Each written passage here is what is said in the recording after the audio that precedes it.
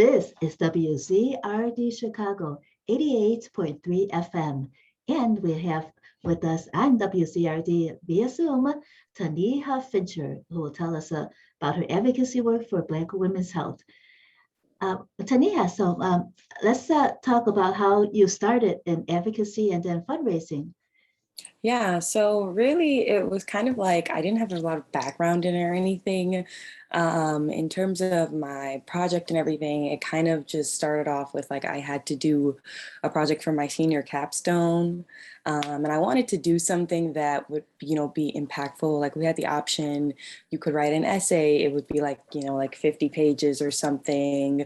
And so there were, options, but I wanted to do something that would stick a bit more, I guess, if that makes sense. I knew that I'm not a big person on, reading 50-page research papers. It's not exactly the most entertaining thing all the time. So I wanted to create something that was more digestible, especially for college level students, but also that could just appeal to a lot of different audiences.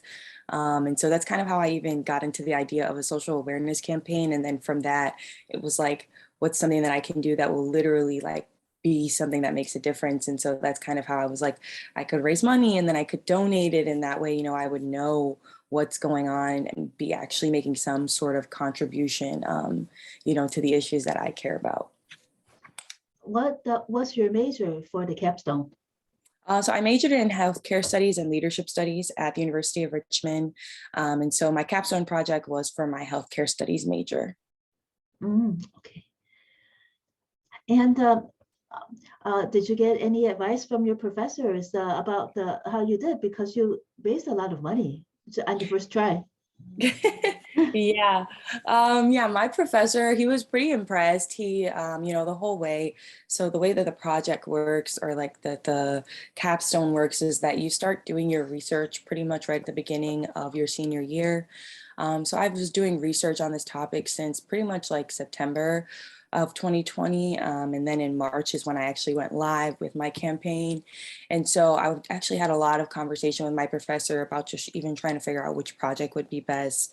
And so when I wrapped up my project, he was like, this is very impressive. He sent it out to a lot of different people, previous alumni and things.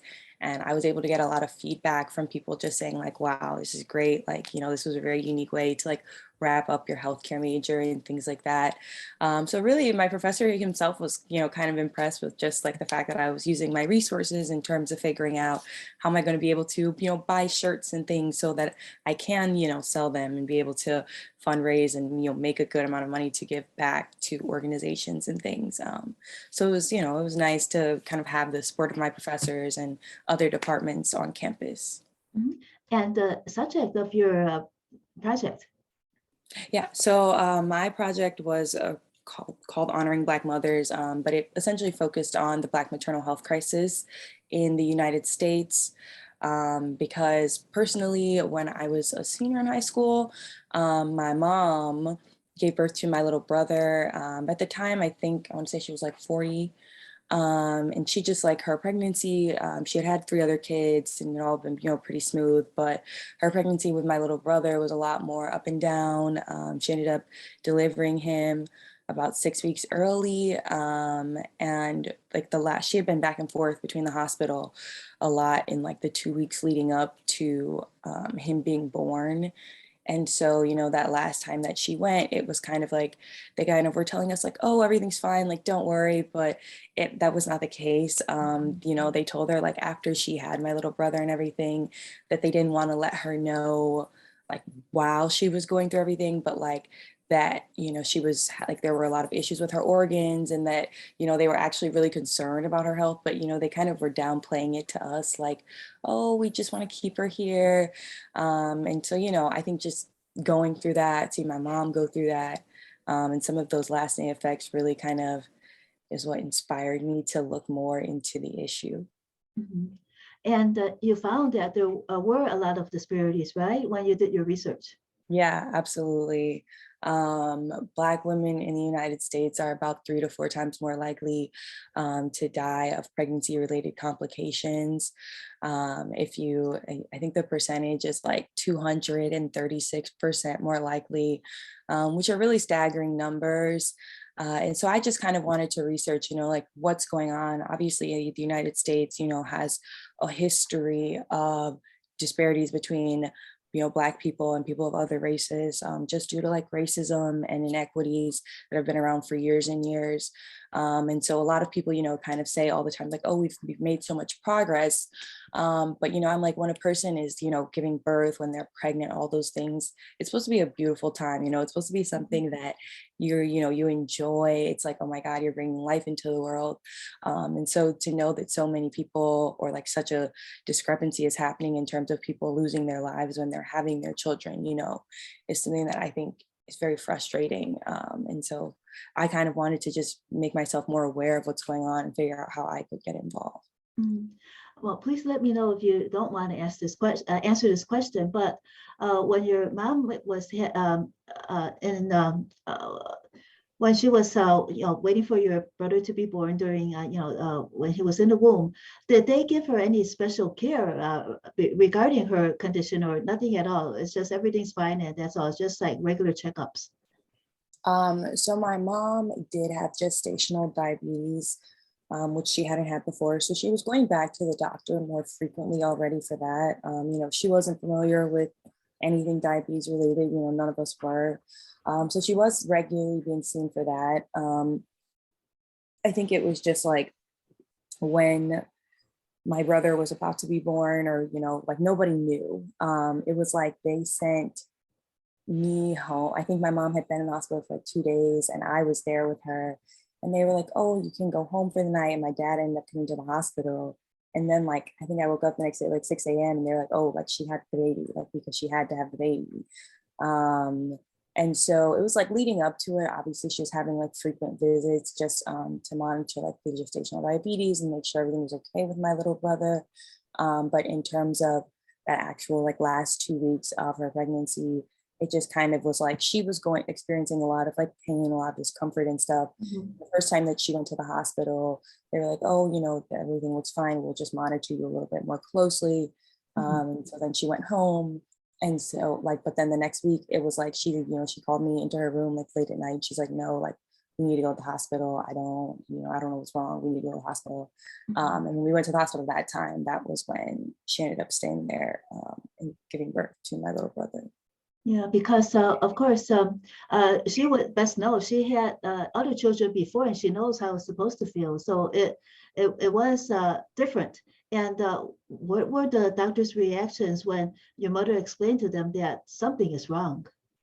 Yeah, I think, from what I remember, it was kind of like they were just like, oh, we just want you to try to relax. We want you to try to stay calm, which naturally I think makes sense. But I think what the bigger issue was kind of like after the fact, they literally told her, they're like, we didn't want to tell you this, before because we wanted, we were already so worked up. They're like your organs were starting to, I don't know if it's like organ failure or shutting down, whichever one. It's like, your organs were starting to lose some of their functionality, which is why you were experiencing some of that pain. And it's kind of just like, people have the right to know what's going on with them. Mhm. And, I understand the need to, try to keep a person who is, so far along in their pregnancy. I understand the need to keep them calm. But I think also there's a really important aspect of, telling them what's going on, because my mom, she didn't want to have a C-section. She didn't want my brother to be delivered early. And, I feel like, if you tell people, hey, like, this is what's going on with you. Like, if we don't deliver this baby, like, this could happen to you and the baby, I think being completely honest would have, obviously she would have still probably been experiencing some of that stress, but also she would have understood like the seriousness and severity of the situation. And, obviously to her, like she was scared and already understood that it was serious, but it turned out to be even more serious than we realized because we weren't being told the whole story. Yes. When you did your research for your project, were you able to uncover any, like many other situations with Black women in which their doctors would not tell them what was going on? Yeah, so there are a lot of stories that I was reading about. And even, Serena Williams' story, I think was like a big deal for a lot of people. But I read one story about a woman who had two other children. And I want to say that she lived in Georgia. And she pretty much was talking about the fact that she had like went to her doctor and told them that she wasn't feeling well. Her doctor had recorded that she had high blood pressure, but didn't really give her anything for it. They didn't really try to monitor it. It was kind of just like, okay, like where you're like, you're fine, you can go home. And so that woman actually ended up losing her baby because there was nothing done, but she had gone back to her doctor like 3 or 4 times, and the doctor had it recorded in their notes that like they knew she had high blood pressure and things, but that they weren't that concerned about it. And in my research, a lot of what I found is that, some doctors really do believe that women of color have like a higher pain tolerance and that their bodies can endure more, which all kind of goes back to things that happened historically in the US and just historically in history, because these discrepancies and these disparities are not just seen in the United States. Like this is something that's seen in other developed countries. It's just worse here, which is like unfortunate. But yeah, I noticed that a lot of women kind of said that their doctors were like, oh, it's okay, like, or don't worry, or just people, having this expectation that Black women can handle more pain, or, they can handle more things, which isn't the case. Right. Well, when you learned all this, did that, was it because you experienced it firsthand that it made you do such good fundraising because you had a stake in it? Yeah, I think a big part of it, I'm a Black woman, my family members, my younger sisters, older sisters, cousins, they're all, Black women. So to me, it's like this issue was personal in the sense that one day I hope to have children. When that time comes, I want it to be, a positive experience. I want it to be, all the fun parts and everything. I don't want to, have this big stressor about like, oh my God, I'm trying to get my doctor to listen to me and they won't listen to me. What's going on? And so for me, I think it was very personal in the sense of just like, I think that no woman, regardless of their race, should feel like their doctor isn't listening to them, or should feel like they're, not being heard, especially when they're trying to protect themselves and their child. And so for me, that was a big part of the fuel behind it. It's just like one day I want to have children. I'm sure my friends will have children one day. Obviously right now we're in college. That's not really the mindset. But eventually, when that time comes, I want it to, my hope is that this issue won't be as big as it is. Obviously, I don't know how realistic it is to say, like, I hope it's no longer there. But I hope that there's progress made on the issue. And so for me, it was kind of like, what can I do to, get the ball rolling, and what can I do to kind of keep that going, and just to stay aware and alert of what's going on within that community. When you started spreading awareness, the people you talked with, did they seem surprised? Were many people just unaware that this is happening? Yeah, so it was crazy on campus. What I did was, for Black Maternal Health Week, I had like different events. So I had a doctor come and talk to like college students, or it was through Zoom. But I had a doctor who kind of talked about like advocating for yourself in medical spaces, and how a lot of that stuff starts when you're younger, because a lot of people don't get taught that when they're younger. So once they get older, once a doctor says like, oh, don't worry about it, you're fine, you might feel shut down. You might not feel as empowered to be like, no, something is wrong.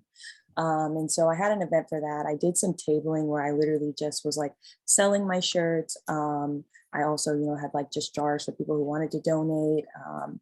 And when, I was there, I was telling people, I was like, did you know that Black women are 3 to 4 times more likely to die from, during childbirth or like pregnancy related complications? And a lot of people like on my campus were not aware of how big the discrepancy was. A lot of my peers, when I would see them and like they would just talk to me about, whatever I had posted on my social media account for that day, they were like, this is crazy, and to me, I'm like, I know that there are so many disparities between Black people and, other people, like, just between people of color and other people in general. So for me, it wasn't even that it was so surprising. I think for me, it was more surprising that like, I know people who were like, oh, I want to be a doctor, I want to be OBGYN. And I'm like, did you know that this is happening? Because if that's the field that you're going in, like this is important for you to know too, that you can figure out how to not be a part of that problem, how you can be a part of the solution for that. But yeah, I found that a lot of people were not aware of that.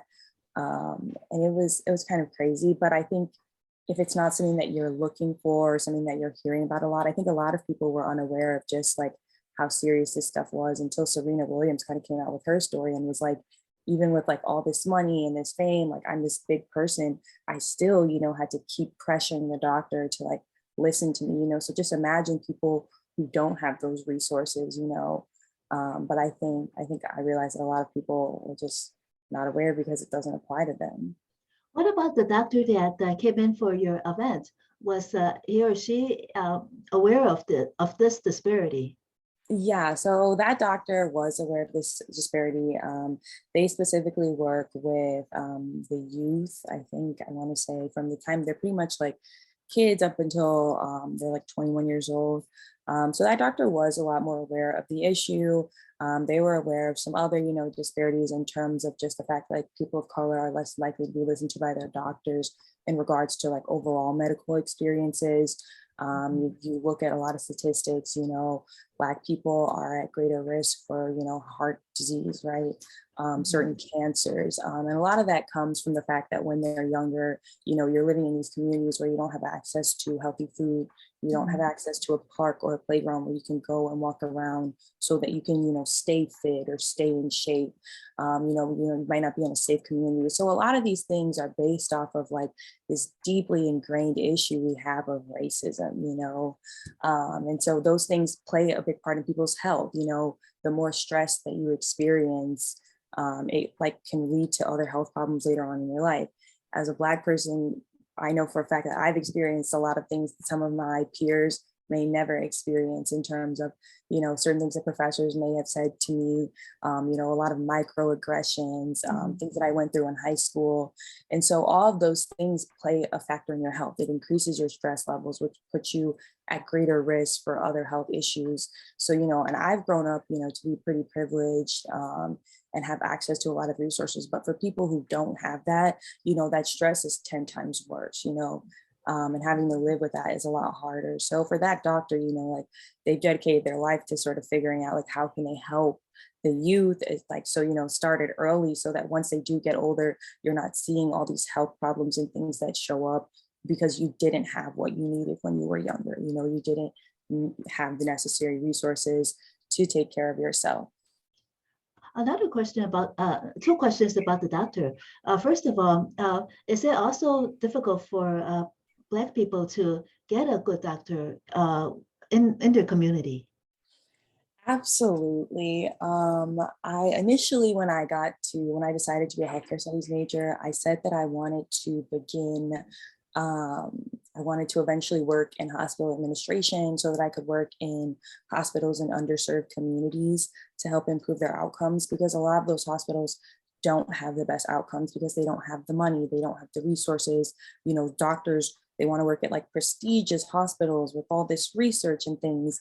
And so there are other hospitals that go underfunded or that are not seen. And so I think a big part of it is just that people don't have like the resources that they need, in terms of like personally, right? My doctor, my OBGYN is a Black woman. My therapist is a Black woman. And that was important for me, because I had a doctor who I felt like, wasn't really understanding my needs, or was kind of just like, yeah, like you're young, you're fine. And I'm like, okay, but I still just have questions about this. And I feel like personally for me, Black female doctors just seem to understand that, yeah, I feel I get dismissed too, even as a doctor, because when I go to my appointment, they don't know I'm a doctor. And so, just hearing that even coming from my providers, it was really important for me to have that. And I think a lot of people don't have that option. I was able to go through my insurance and look through all these doctors and, be like, okay, who looks like me? And everybody doesn't have that option. When I was growing up, even none of my doctors were Black. My dentist was not Black, none of that.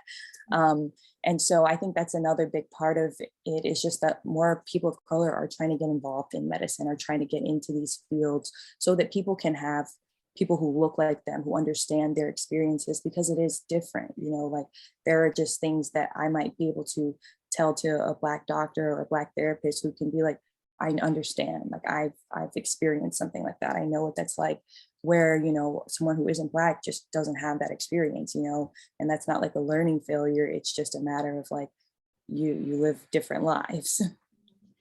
What about the good job finding that doctor who understood what was happening and came to, came to speak about it and do the outreach, well, at least inform people. How did you get into contact? How did you learn about that doctor? Yeah, so I actually came in contact with that doctor from my healthcare professor. I kind of was just telling him, I was like, hey, like I'm trying to get in, you know, talk to people who are familiar with these issues. You know, I was like, well, hopefully a doctor that's from Richmond, because initially I wanted the event to be in person. It was just that my campus's COVID rules weren't allowing for it at the time. But I reached out to my professor and was just asking, you know, if there was anyone that he knew. He was like, oh, I think this would be a great person for you to talk to. And so I did, you know, that was kind of how I got in contact with that provider. I actually talked to her a few times prior to my event, just because, you know, it was like, she was just a great person to talk to in terms of just being a good resource. And she was very supportive of my project overall. You seem to have overcome a lot of hurdles too with fundraising. When you were doing the tabling, was your campus open or were you doing that virtually for that health week? Yeah, so tabling, I actually was allowed to do it in person. So usually at my school, there's tabling going on like every day, where if you walk through like our main building in the middle of campus, like you'll see different organizations there. They'll be talking about maybe events that they're having, or they'll have some sort of like activity that you can try. But for my project, it was like, they're like, okay, you're allowed to table, but you're only allowed to have 1 or 2 people over at the table at a time. So that was probably the most difficult part of me tabling, was just like during times where people are switching classes, you know, or they're heading to eat and things like that. It's like, that's when the most people are going to come. Everybody wants to come and stand by the table. And it's like, oh no, I can't have all of you stand here, but I do want all of you, you know, to know what's going on. So at that point, I had like little flyers printed out with the QR code to my social media page, so that people could go to the social media page, and from there, they could see how to donate, they could learn more about the issue, you know, and then if there were further questions that they had, they obviously could just reach out to me through the page. But I was there tabling the whole week. So I think it was like I think it was only 4 days that I tabled. But in those 4 days, those were like my biggest fundraising pushes. A lot of people, you know, couldn't necessarily, you know, people, they're like, we're in college, you might not necessarily be able to buy a shirt, but people wanted to donate, you know, just because hearing about the facts and the statistics, like for a lot of them was like, wow, that's crazy. Like, that's really unfortunate. And I think that I really appreciated that. There was also a weekend, I think, where prospective students were on campus with their families. And so during that week, there was a day where they were there. So that really helped as well, because there were, you know, like parents who were coming up and they're like, oh, what's going on? And I think for them, it was also kind of cool just to see that, like, this is what students at the University of Richmond are doing. You know, this is the type of work that they're involved in. So I was able to educate, you know, beyond just the students on my campus. You know, there were some parents there, some prospective students who, even if they don't go to Richmond, you know, at least now they know about a new issue. They're learning about something important that's going on. How much were you charging per shirt? So the shirts, I was charging $30. And the idea, you know, is just that you have to, you know, pay for the actual shirt, but then you also want to make enough money to be able to donate. And so, you know, I was like, obviously, you know, for a t-shirt that can be a bit steep, but I think given just the project and everything that I was doing, people liked the mission. I ran out of shirts, actually. There are people who were like, I'm gonna make more. And so, you know, even though at first I was kind of nervous, I was like, oh my God, is anybody gonna pay $30 for this shirt?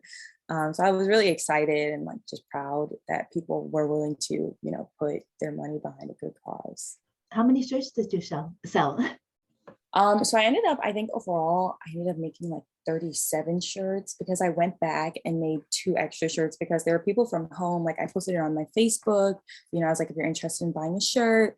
I think it was probably like a week or two before I like wrapped up my project that I was making like a final push for my shirts, because I didn't start selling them until Black Maternal Health Week, which is usually like April 11th through like the 17th-ish. I know like this year it was Black Maternal Health Week was last week. And so that was when I started selling them. And then I think I wrapped up like the first week of May, because I graduated, that weekend. And so I wanted to be able to tell people, hey, here's what we accomplished. But yeah, I think I ended up having 37. I had to get like 2 more made because I like sold more than I had. And so I was like, okay, I'll get these made. And then after that, we'll have to figure out the rest. Did you have to put up your own money to order the shirts, or were you able to work around that? So my school actually helped provide me with the funding for my shirts. I created stickers, I created wristbands. And so through different offices, I was able to get some money from the healthcare studies department. I was a member of the Bonner Scholars Program, which is pretty much a community service scholarship program. And so I was able to get some funding through the Bonner office, because my project was focused around like social awareness. So, just using my resources on campus sort of helped me to not have to, pay for those things, which was really cool. I really appreciated having the opportunity because initially I was having a hard time. I started with our dean's office and I was just kind of going through all these different avenues and emailing all these different people, trying to see like, hey, can you help me out here? Can you help me out here? I was prepared to use my own money, but I was glad that I didn't have to. Right. Well, good job with that, because this is your first try, and then I'm sure that your professors and the different departments were probably talking. Oh, yeah, she contacted me too. Taneha contacted me too. Yeah. And how much money did you raise altogether? Overall, I raised $1,300. Mm-hmm. And what organization did you donate it to? So I donated the money to Birth in Color RVA. They're a nonprofit organization that is local to Richmond. And pretty much they provide different services to women who live in Richmond, Virginia. And they helped. So their founder, I met with her a few times over the course of my project.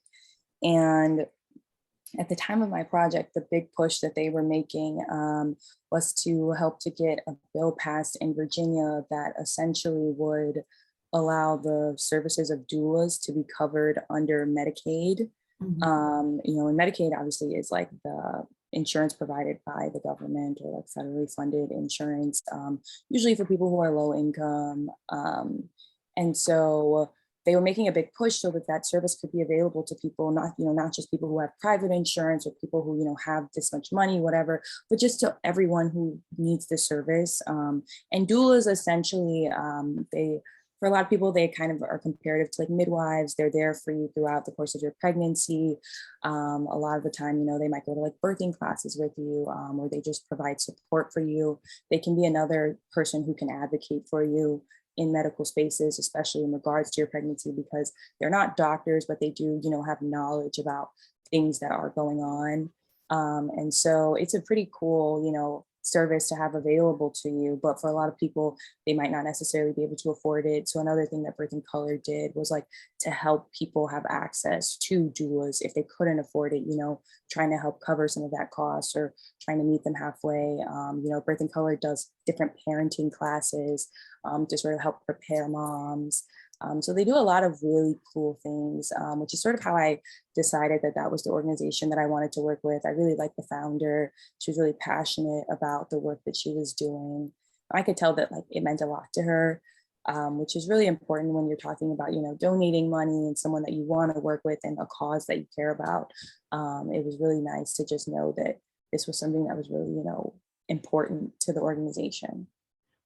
Did you talk with the founder and find out that maybe she had an experience similar to what you experienced in her past, so she understands deeply what's happening? Yeah, so I had talked to her about that, and she had her own like experience, which is sort of where her drive for the issue came from, but also just Richmond in general. sees a great disparity between like Black women who experience pregnancy-related complications, and so that's beyond birth, like you might have gestational diabetes when you're pregnant, and usually, that resolves once the baby comes, but for some people it doesn't, right? Or if you grew up, maybe not having access to healthier foods or, gyms or parks and things like that. Once you get pregnant, there are certain health issues that might become, that might have been, just, not present, not showing up. They might begin to show themselves because now your body has this extra stress or extra strain being put on it because, you have a child that's trying to grow and things like that. And so when I talked to her, she was kind of just telling me, knowing, women from the Richmond community and knowing that like this is happening right in her backyard was a big reason for her like starting the organization. And for me, I was like that, that makes a lot of sense. I've been in Richmond for 4 years and I didn't know that that was such a big issue there. So I truly, learned a lot over the course of my project, even about, things that are going on right here where I go to school, but I just wasn't aware. Did that bill pass to Yeah, get? Oh, it did. good, It did. great. I believe they voted on it in September, but I remember, I saw it on their website that it did pass, it was like, it made me kind of emotional, I think, just because I was like, wow, like I kind of knew about that when it was in the process. And prior to my project, as a matter of fact, I don't know that I would have even known that that was what they were working on in Richmond. But yeah, it did get passed. One of my, I don't know if you've heard of Jennifer McClellan. She is a politician in Richmond, and I follow her on social media because she's a member of my sorority, and she was one of the charter members for my chapter. She posted about it on her social media page when the bill passed, and it was like a big deal. She was saying how emotional it made her feel and how it kind of made her feel like we're making some sort of progress on, protecting Black women. And I think that as a Black woman, that's important. A part of my social media campaign was that, I introduced my project as, here's what the problem is, like, here are some facts, here's some of the history about how it even got to be as bad as it is, and then I kind of said, here's some solutions, because I didn't want people to just be like terrified, like, oh my God, I never want to have kids. If I'm just gonna die, like I don't, it's like, no, we don't want that. Like children are beautiful, they're wonderful, they're a blessing. And so it's important, to talk about these things, but also to talk about the solutions, to talk about what progress is being made, because I think it gives people hope that, for people like myself in the future, when I am ready to have kids and things like that, I will be okay, that I can go through my pregnancy and that I can be confident that my doctors will listen to me and that if something is wrong, it can be handled and addressed immediately, and it doesn't have to escalate, to me having to go into an emergency surgery or something. It can be, monitored a lot more closely earlier on in that pregnancy. Did you have enough time to do any research about doulas? For a woman to have a doula helping her, does that lead to better outcomes? Yeah, so I did do some research about doulas, and generally it leads to better outcomes in the sense that it really helps when you have another person there to advocate for you. Because obviously, for yourself, you can say, hey, no, something is wrong. Like, this is what I'm feeling. But to have another person, or you can, even your partner, can advocate for you. I did some research about sort of partners who were learning about, there's a whole campaign of, dads who lost their wives during childbirth and things. And so, there's campaigns of people who are figuring out what can you do as a partner to make sure that you're advocating for, the person who's pregnant, what can you say to doctors? How can you make yourself more aware? So doulas, they're a lot more aware of those things. And they're, like I said, they're there with you every step of your pregnancy. A lot of them, they go to doctor's appointments with you. They're there during the delivery. For a lot of people, they decide, that they want to do a home birth because in the hospital, a lot of the times there is a greater rate of C-sections now than there were in the past. And it turns out that a lot of them aren't medically necessary. In some hospitals, it's just like, oh, it's easier for us to just do a C-section because we can plan it and then we can just, get it out of the way. But not everybody wants that. Obviously, if that's what you want, that's your decision. But in reality, like C-sections should be a last resort, like that's still a surgery. Your body still has to recover from that, especially you have a baby now that you have to take care of and you're recovering from some sort of surgery. But in my research, I found that some hospitals, actually like were getting into trouble for the fact that they were just performing C-sections because it was making the hospital more money and the hospital was behind on its fiscal goals, or they're performing C-sections because it was more convenient for the doctor's schedules.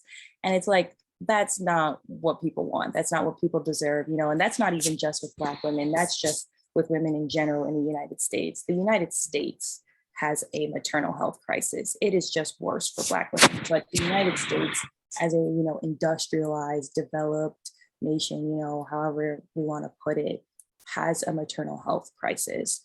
We underperform comparatively to other countries. And it's really unfortunate because we have this great, strong economy and this great, strong military and all these great, strong things, but we're not taking care of the health of people. And, I don't think it's any secret that the United States healthcare system is broken. It's kind of a mess. It's like this whole big patchwork system of different things that just have gotten added over the years. And that's a part of what the issue is, is that we don't have a whole lot of consistency. I mean, policies vary state to state, what your insurance will cover, where your insurance works. Oh, if you're on Medicaid in your state and then you go to college, well, now you can't have Medicaid anymore, but you can't get Medicaid in the state where you go to college because you don't technically live there, your permanent address is at home. So it's just like all these things, right? They pile up and they add on. And so by the time someone is about to have a kid, it's like you have a lot of different issues that you're dealing with already. And so it gets to be a little overwhelming. But do most doulas have access knowledge of all these different resources for women? yeah, I think the training for doulas, I think that's another thing that Birth and Color does, is that they help train doulas, because it can be a little bit expensive, just to get the proper training for it. And obviously we can't afford it. You don't have the time, things like that. That limits the amount of doulas that there are. And so a lot of them do have access to this information because they go through an extensive training. And there's like a community of other doulas, and so with your first, I've followed different pages where people are like, oh, with my first baby versus, now I've been there for like 12 babies. It's like different experiences, and so to my knowledge, they do get training on a lot of these different resources. They, get training in terms of just like, hey, here's what's normal. Here's what you can expect. Here's where you should, red flag, be concerned. And so doulas, I think, are an essential part of helping to bring down that disparity. They make a big difference. And in terms of just like making women feel more comfortable as well, having someone there who is supporting them is really important. What about members of your sorority? How did they help you in the project and the fundraising? And also, did you also inform them of issues that they didn't know about? Yeah. So in terms of members of my sorority, one of my line sisters actually helped me with my tabling. She was there. Another person from my sorority, I did a photo shoot when I was about to sell my shirts. I did a photo shoot so that people could see the shirts. And then I posted posters around my campus of, the different people who were in my photos saying, here's why I care about Black maternal health. And for all of the people who were in my shoot were current college students. So it's like none of us have kids, none of us, are planning to have kids in the next year or two or anything like that. But it was just like this issue still matters to me because, I have sisters or because I want to have kids one day.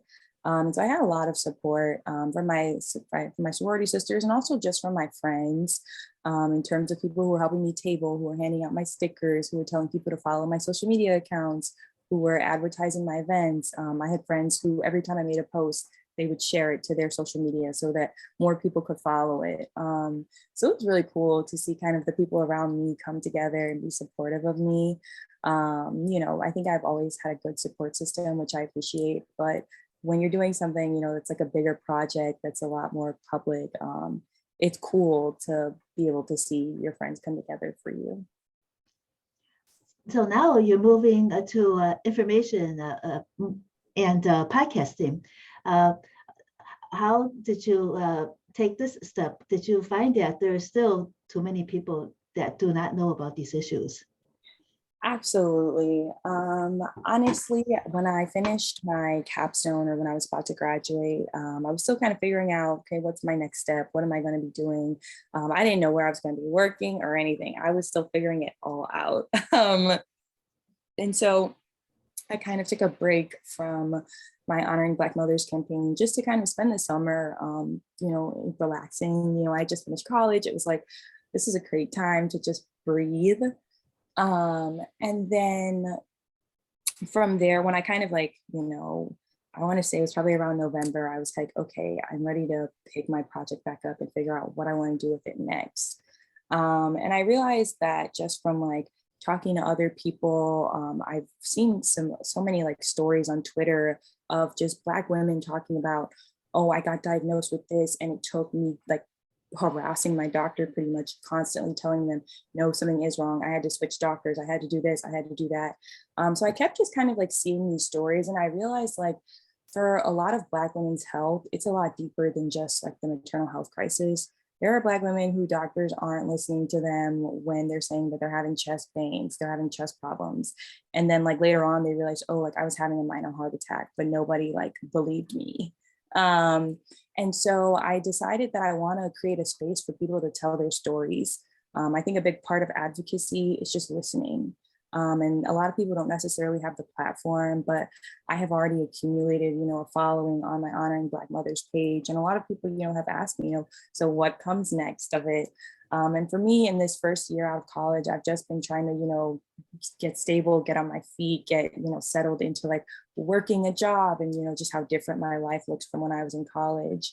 But now that I'm in that more comfortable place, I'm like, I know what I want to do. I want to tell people stories. I want to let them tell their stories, and so I've reached out to different people who are willing to, share their stories. And so pretty much I'm just going to start to release a series of just like, today we're talking with this person and they're telling their stories.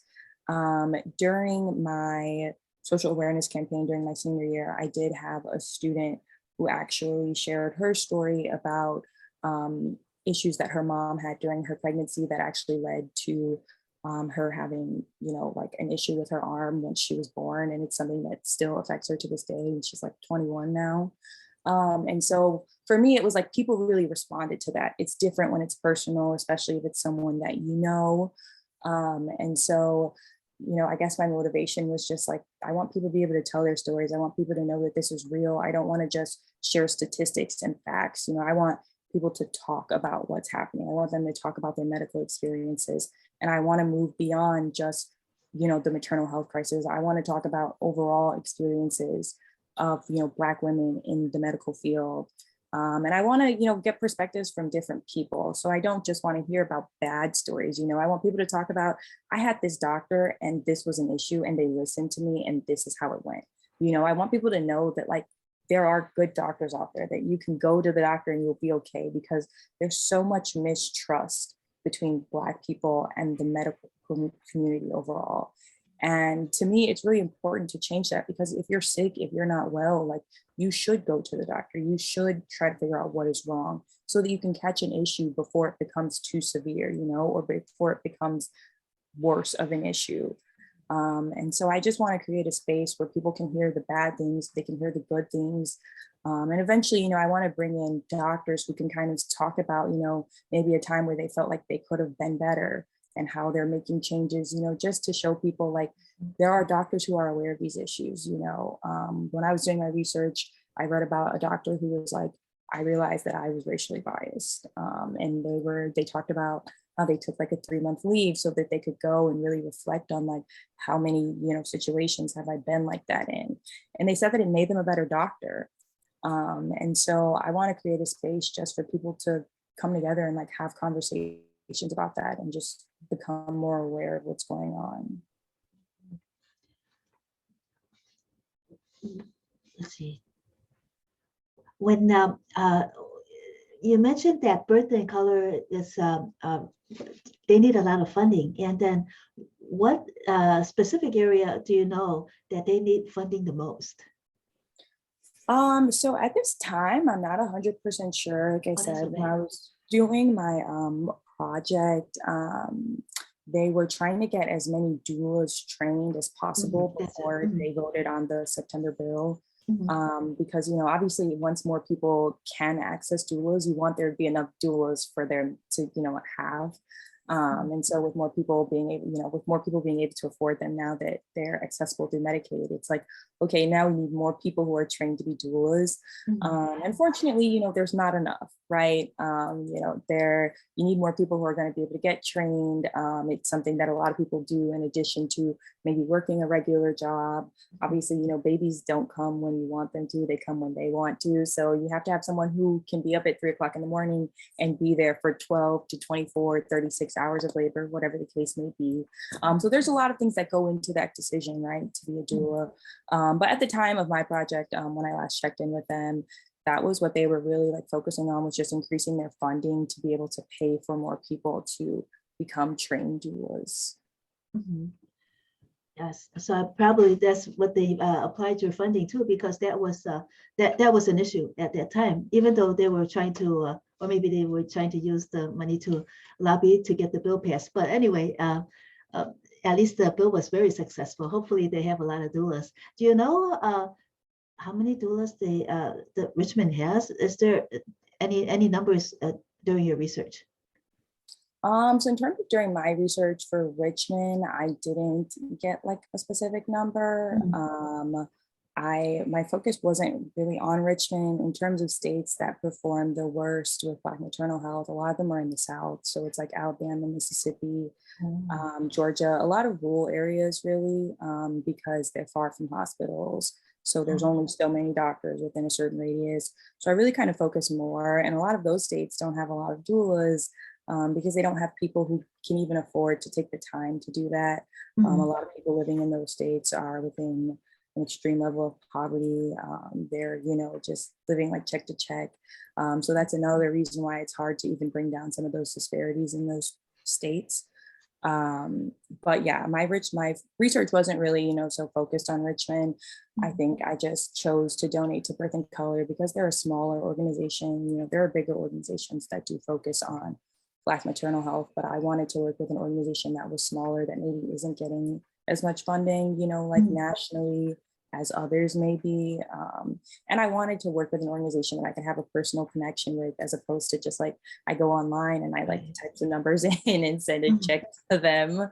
And so that was kind of like my connection to Richmond. But my project was more focused on like the US. So it was a bit more general. Okay, yes. What about the audio for our listeners? If they want to access your podcast, are you starting them already to talk with these people about their experiences, both good and bad, concerning, let's say, Black health and women's health? Yeah, so currently I'm planning to start releasing the like episodes, I guess, of like my conversations with people June 15th. I currently am working in CPS, and so I'm just waiting for the school year to be out, where I'll have a bit more time to kind of focus and really, make sure that things, are looking the way that I want them to, and giving people that space. But the plan actually is just that I'm going to be talking to people pretty much over Zoom, asking them questions. They'll, have the space to just share about their experience. And then those things will be uploaded to the Honoring Black Mothers Instagram page. And so people will be able to literally just go there and you can watch it. I'm also going to upload them to YouTube so that they'll be in 2 places. But June 15th is the tentative date for when those will start to become available. And then it'll be just like each week will be a different story. Nice. What are the most pressing issues in Black women's health? I know you discussed a lot of them, but would you say which one is the most pressing? The first one or two? I think that probably the most pressing in terms of Black women's health, one I would say is maternal health is a big one. And I know I've said that a lot, we've talked about that a lot, but it's, one of the things that affects Black women a lot more. I also found in my research that breast cancer in Black women is a lot more prevalent, and people they like don't listen, which is, kind of crazy. And so for a lot of Black women, they're not getting, regular checkups the way that they should, because like I said, there's this big distrust between Black people and the medical community. And so I think just on a more broader aspect or a broader understanding of the most pressing issues is the fact that there's like this mistrust between the medical community. And for Black women specifically, there's this expectation that we have a higher pain tolerance. There's this expectation that, oh, you're going to be okay. Like, don't worry, you're overreacting. And I think a bigger issue, or, something that more people need to just be aware of, is just listen to Black women. Listen, in every aspect of the word, like in every aspect of that statement, listen to Black women, protect Black women, because there's a lot of people who don't, who are dismissive. Obviously the Black, someone said, right, the Black woman is the most disrespected, unprotected woman, like person in America, because, already, right, being a person of color, being a Black person, right, in the United States, we have our issues of institutionalized racism, that's no secret to anyone. And so being a woman, right, we know that women, they get paid less. We know that there's disparities between women and men. So you take that you're this minority, right, that there's like literally institutionalized issues of, us being disadvantaged pretty much, right? And then you add to the fact that you're a woman, which is another disadvantaged group, and then you might have Black women who identify as LGBTQ, right? So that's another thing, like, that makes them part of an oppressed group. And so Black women are fighting a constant battle every day. And so I think in terms of things that people need to be aware of is just like, listen to Black women, protect Black women. Don't be dismissive of people's stories. Don't be like, oh, like it probably wasn't that serious. Like you're fine now. And it's like, trauma lasts, trauma stays with you. Just because you're fine now, doesn't discredit maybe what has happened previously. But yeah, absolutely. The maternal health crisis, I think, is a big deal for the simple fact that no woman should die when they're having their baby by things that are preventable. And in my research, I found that a lot of issues are like for a lot of women, if the doctors had just listened or taken people more seriously or just cared more about what they were saying, that they might still be here today. There was one husband who talked about the fact that he felt like if he had advocated more for his wife, if he had pushed the doctors harder, that maybe she would still be here. And, that's frustrating because that's not fair, to that person, for him to have to live with that, for him to have to raise his children feeling like he didn't do enough for their mother, when really like the doctors who are medically trained professionals, they go to school all these years, they go through all this training, they should listen in the first place. You shouldn't have to wait 12 hours for a doctor to finally come check and see what's going on. It shouldn't be like, oh, now she's shivering and sweating and now we know something is wrong. It should be like when the person says, hey, I'm feeling a lot of pain, and hey, my feet are starting to swell, like immediately you should check their blood pressure. You should see, is something wrong? Is there something that we can do here? So I think, the bigger issues are just the Black maternal health crisis still, and just listening to people, like advocating for Black women, and understanding that a lot of the times our voices are diminished, our stories do get dismissed. So not doing that, making a difference in that space. This is WZRD Chicago 88.3 FM, and we are very fortunate to have Taneha Fincher here on WZRD via Zoom, discussing her work in promoting Black women's health care. Taneha, did you have a chance to do any research on Black male doctors? Are they better informed concerning Black women? So I actually didn't do any specific research on Black male doctors in terms of women. I do know in some of my research, I found that some women express that male OBGYN doctors listen to them more than women, which was interesting. But, there was a whole complex of some people feeling like with male doctors, they're just not as comfortable. I know for me personally, like I said, my doctors are female, and that's just, what my comfort level lies.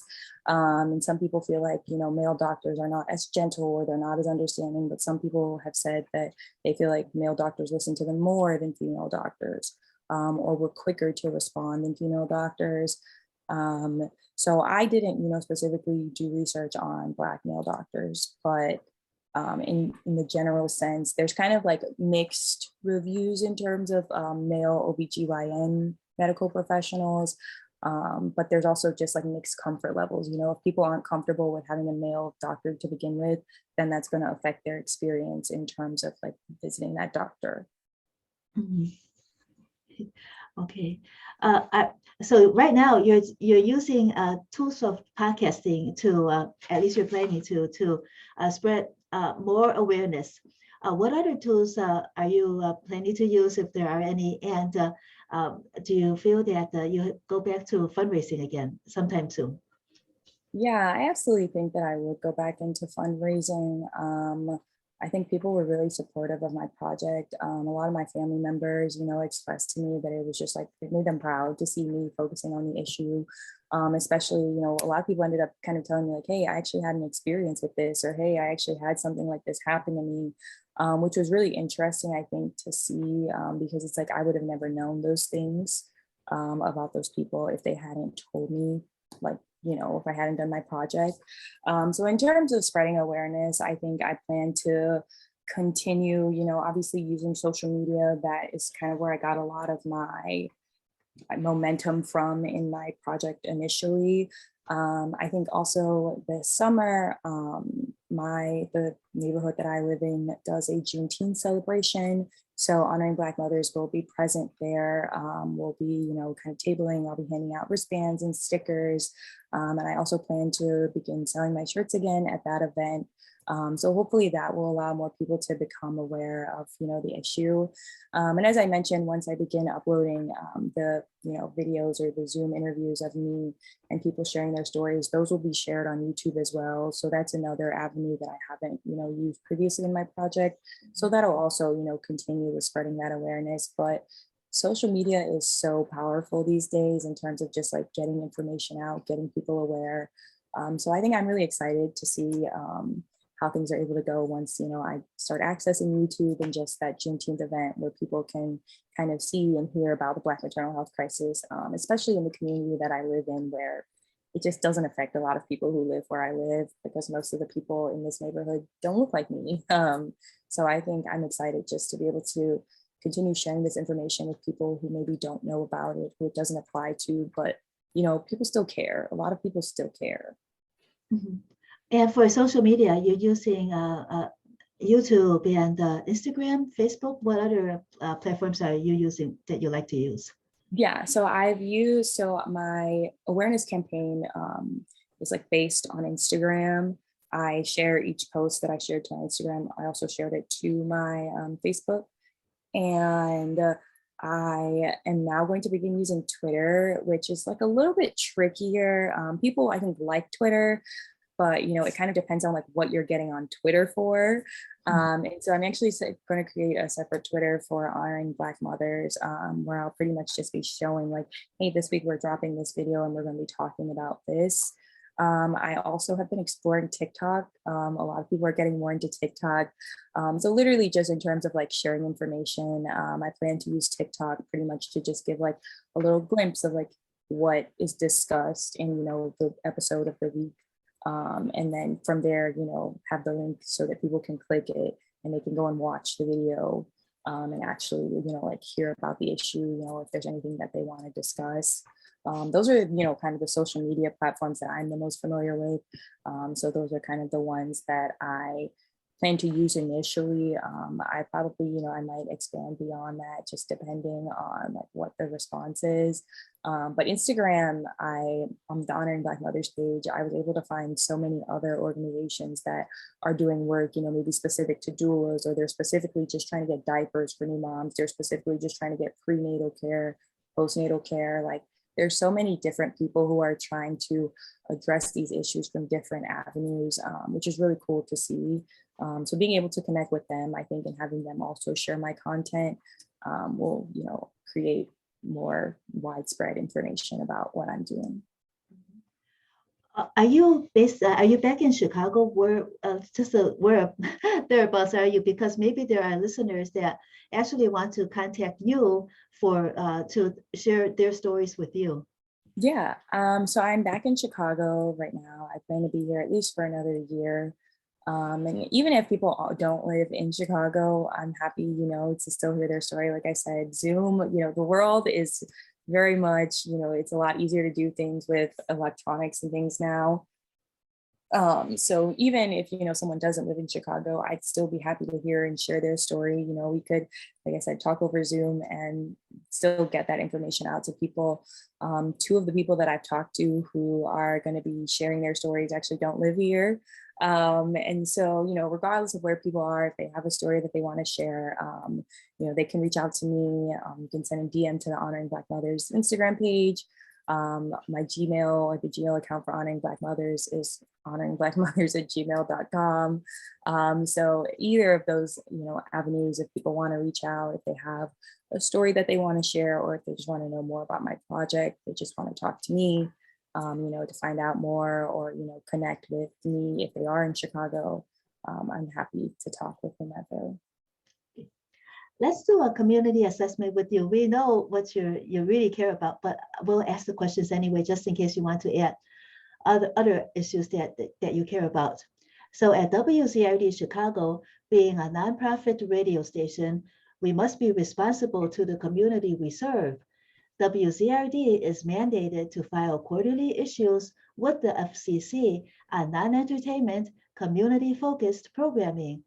And we like to assess the community for these quarterly issue topics with 3 questions. First, what is most important to you? Really, what's most important to Taneha Fincher? We could guess, but maybe there's something even more pressing that's like your overall cause in life. Yeah, I think as a person of color who is in the healthcare field, who's learning about healthcare and just things that I've seen, I think the thing that's most important to me is just listening to people. And, even beyond people of color, just people in general in medicine, doctors, I know their big role is like first do no harm. And so to me, I'm like, just living up to that is important for doctors, making sure that they're listening to their patients. I think that's what's most pressing, for people of color. It's like, it's literally institutionalized that we are disadvantaged, we are an oppressed group. And it's like, there've been all these changes, there's been all this progress, but we're still seeing big issues like the Black maternal health crisis. We're still seeing higher rates of Black people with different life-threatening diseases. We're still seeing Black people die more from those diseases. And it's because they don't have the resources. They're living in poverty. They're living in these communities where they can't access the doctors that they need, or they can't afford the medicine that they need. They're $1,000 over the limit for people who can get Medicaid, but they can't afford private insurance. It's like there's so many issues, and that's why I chose to major in healthcare, just because I wanted to start to understand our healthcare system, to understand like, how do we begin to make changes? I'm sure there are people before me who've tried to fix it, and there's going to be people, beyond me who continue trying to fix it. But it's just like, how do we start? Like, where do I fit into that? So I think what's most important to me, is trying to break down some of the things that racism has built into the United States healthcare system, because it's unfair and it's unfortunate, the experience that minorities have when it comes to medicine, the discomfort when you're just trying to get help, you're just trying to be healthy, and people aren't listening to you, they're dismissing your story, they're making you feel bad. Then you don't want to go to the doctor. Then your issues become bigger. Now you have bigger, more severe complications. And now it's like, you're in a life-threatening situation when it probably started off as something that may have been treatable, but you had this disconnect with the doctor, or you felt like they didn't care. So now, you're in this much bigger mess. So to me, it's just important that we start to break down some of those barriers, that, we just kind of get rid of some of these disparities, so that everybody, can feel like they're being treated fairly, they're being heard, they're being listened to. that's what's most important to me. It's excellent.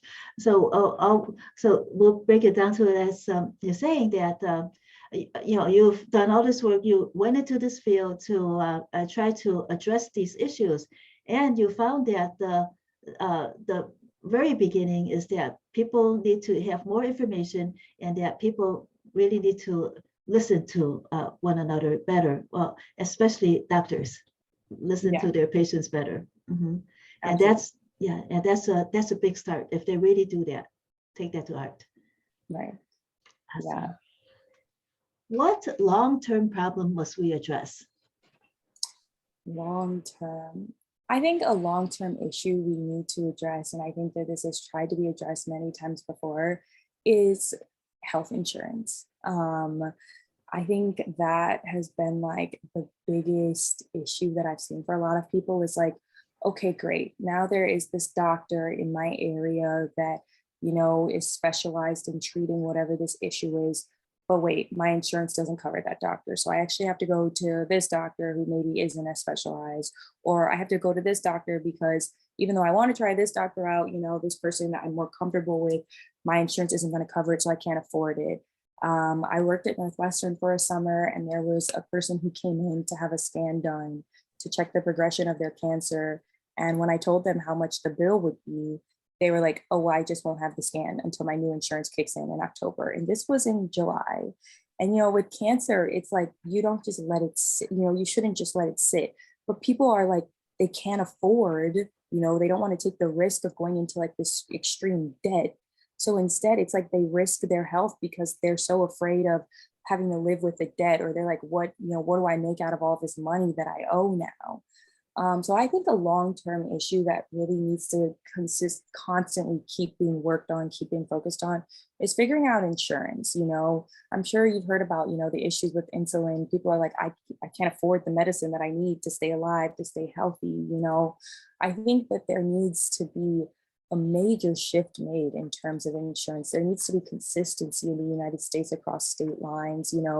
Fine, if we want to continue with private and public insurance and all that stuff, that is what it is, but it needs to be consistent to a point where people can access the medicine they need, they can get access to the doctors that they need, they can have their conditions treated, right? And it can be efficient. It's not waiting 6 months to see a doctor, and by the time you get to that doctor, now you have a much bigger issue than maybe you had when you tried to schedule that appointment, right?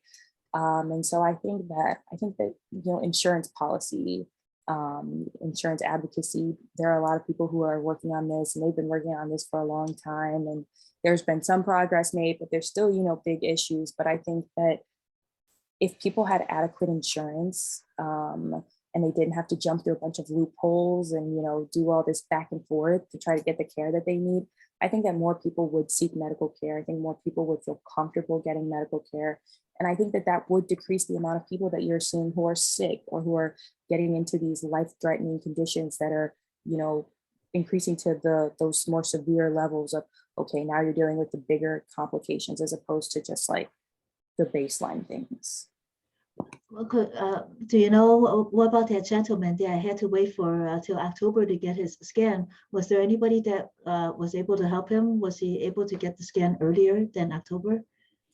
To my knowledge, I'm not sure. That day, I was an intern for Northwestern that summer. That was arguably like probably the second hardest day of my entire time there. It made me really emotional.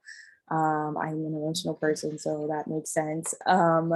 But he ended up leaving that day. He was like, well, I'll just have to call my doctor and tell him that I can't get the scan until, my new insurance plan kicks in. I never saw him come back to check in again for that scan at our department. So I hope that he did. I stopped working at Northwestern in August because I went back to school. So I'm not 100% sure, how that all worked out. But to my knowledge, I do not see him come back. But I hope all is well with him now. Mm-hmm. Finally, what problem must be resolved now? I think the biggest problem that can be resolved now is for doctors to acknowledge their bias, and to acknowledge, it's an unconscious bias, right? It's not something, it doesn't make you a bad person, right? it's the society that we live in. But I think that in terms of how issues can be addressed now is that there needs to be more conversation around these issues. There needs to be more spaces where it's like, was there a time where you felt like you could have been a better doctor and you didn't because of the color of someone's skin? And I think a lot of people are embarrassed to admit that, or they feel like it makes them a worse doctor. But for a lot of these people, like I said, it is an unconscious bias. It is just like they don't even notice that it's happening, And so I think what's more important now is that, okay, fine, we can acknowledge an unconscious bias, but now what are you going to do about it? Because you can only, sit on that for so long before it's like, fine, we all have our unconscious biases. What do you make of that? How do you address that? How do you become a better doctor knowing that you have this unconscious bias? What extra steps are you going to take with certain patients to make sure that you're getting the same level of care across all of the patients that you have? What are the different tests that you need to make sure that you're running with every single patient? There are some tests that people are like, oh, it's not medically necessary, but it's like, perhaps if you just want to rule everything out, if that makes you a better doctor, if that's going to make sure that you're catching these issues that maybe before you would have dismissed, right? I think that's the most immediate thing that you can do is for doctors to acknowledge the role that they play in a lot of these issues that Black people are experiencing. I think a lot of it, like I said, is institutionalized. It's the fact that you don't have grocery stores in certain neighborhoods, you don't have clean parks, you don't have green grass, like all of those things make a difference in people's health. It makes you, feel better when you can go outside and you see the grass is green, as opposed to you go outside and you see garbage all, left and right. You see broken fences, broken gates and things. And so those are things that take more time, those are things that are a lot slower. But I think that right now, especially students who are in medical school, who are, going through their residency, learning to start to train your mind much earlier, right? You don't want to learn because something went wrong. You want to avoid it from happening in the first place anyway. So I think something that needs to happen right now, or something that can happen right now, is for doctors to acknowledge their own bias and to take an active stance against how am I going to be a better doctor? How am I going to be better for all of my patients, regardless of their financial status, their race, nationality, whatever. How can I make sure that I'm providing the same level of care to each person that I see? Well, Taneha, it seems as if you're trying to put together some very important pieces. First, the doctors, they need to understand that their bias, and then they also need to listen, and they really can't understand their bias without listening. And then you're talking about health insurance as well, because let's say a lot of families, what you mentioned earlier about um, the insulin, and because I heard that some patients don't get their insulin so that they have enough money to put food on the table. Yeah. So, so what you're doing is trying to resolve these three problems and fit them together, because they're all part of an important whole. And then we wish you the best of luck, Taneha, and we hope that you get more resources, get more tools, and accomplish all that you can accomplish, because you can accomplish a lot. Thank you so much. I really appreciate that. Once more, could you let our listeners know how they may contact you to share stories and then maybe also support your work? Yeah, absolutely. So my Instagram page is honoring_black_mothers. So you can contact me through there. It's a public page, so you can comment, you can DM me, whichever is more comfortable. You can also send an email to honoringblackmothers@gmail.com. I check that email every single day. And so if someone has a story or something that they want to share, those are two avenues for contacting me. Yeah, those are the main ones, not necessarily my phone number, but obviously, if someone were to reach out to me through Instagram or email, we could set up a time to talk if that is more convenient for people. Okay, thank you so much, Taneha Fincher, for joining us on WZRD Chicago 88.3 FM today. Thank you.